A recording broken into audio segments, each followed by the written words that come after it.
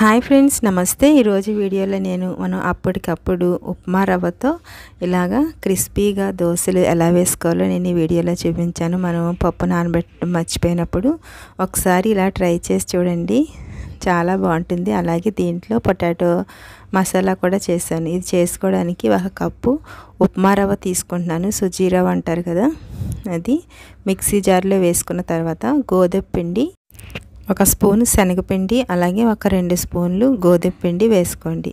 వేసుకున్న తర్వాత 1 spoon sugar కూడా వేసుకోండి. ఇలా వేసుకోవడం వల్ల షుగర్ క్యారమెల్ కింద ఉండి మంచి కలర్ వస్తుంది. అలాగే గోధుమ పిండి, శనగపిండి వేసుకోవడం వల్ల మంచిగా స్టిక్ అవుతుంది ప్యాన్కి. చూడండి, అలాగే 1 కప్పు పెరుగు వేసుకోండి. అలాగే 1/2 కప్పు వాటర్ వేసుకుని దీన్ని మిక్సీ పట్టుకోండి. ఇలాగా మిక్సీ పట్టిన తర్వాత ఒక బౌల్లోకి వేసుకోండి. బాగా మెత్తగా అయిపోయిన అవసరం లేదు. ఇలా చూడండి, కొంచెం రవ్వగా ఉంటే సరిపోతుంది. ఇలాగా కొంచెం వాటర్ వేసుకుని రిన్స్ చేసుకుని దీంట్లో వేసుకుని ఒకసారి ఇదంతా కలుపుకోండి.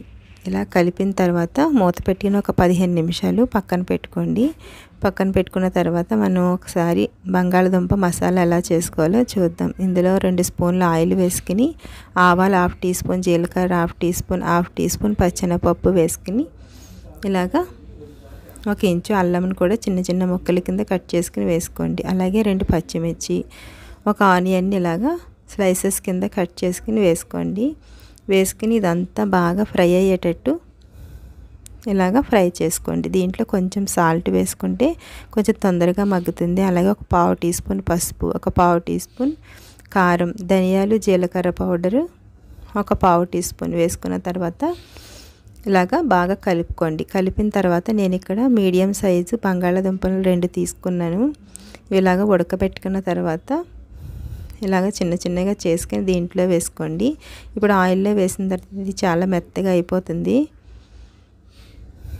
ఇలాగ 2 నిమిషాలు ఆయిల్లో ఇలాగ మగ్గించుకోవాలి. చూడండి, మగ్గింది కదా. ఇప్పుడు దీంట్లో కొంచెం కొత్తిమీర వేసుకుని ఒకసారి ఇదంతా కలుపుకుని పక్కన పెట్టుకుంటామే. ఇప్పుడు మనం పిండి ఎలా ఉందో చూద్దాం. ఇది చక్కగా నానింది కదా. ఇప్పుడు దీన్ని ఒకసారి ఇలా కలుపుకోండి. కలిపిన తర్వాత దీంట్లో 1/2 teaspoon salt, 1/4 teaspoon baking soda వేసాను. బేకింగ్ సోడా లేకపోతే ఈనో అయినా వేసుకోవచ్చు. 1 డ్రాప్ వాటర్ వేసుకుని ఇదంతా కలుపుకోండి. ఇలా కలిపిన తర్వాత చూడండి, ఈ కన్సిస్టెన్సీ ఉంటే సరిపోతుంది. చూడండి, ఈ కన్సిస్టెన్సీ ఉంటే సరిపోతుంది. ఇప్పుడు మనం స్టవ్ వెలిగించుకొని ఇలాగ ప్యాన్ పెట్టుకోండి. ఇందులో చిన్న డ్రాప్స్ కింద కొంచెం ఆయిల్ వేసుకుని దీన్ని ఇలాగా టిష్యూ పేపర్తో మంచిగా క్లీన్ చేసేసుకోండి. ఇలా చేసుకున్న తర్వాత ప్యాను మీడియం హీట్లో ఉన్నప్పుడే మనం దోశని వేసుకుంటే చక్కగా వస్తుంది. స్టవ్ ఎప్పుడు లో ఫ్లేమ్లో పెట్టుకుని మాత్రమే ఈ దోశ వేసుకోండి. చూడండి, ఇప్పుడు మనం దోశ చాలా పల్చగా వస్తుంది. చూడండి, ఇలాగా దోశ వేసుకోవడమే.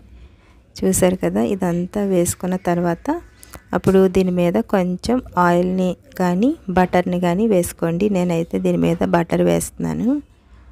పిల్లలకైతే బటర్ వేసిన దోశలు చాలా ఇష్టంగా తింటారు కదా.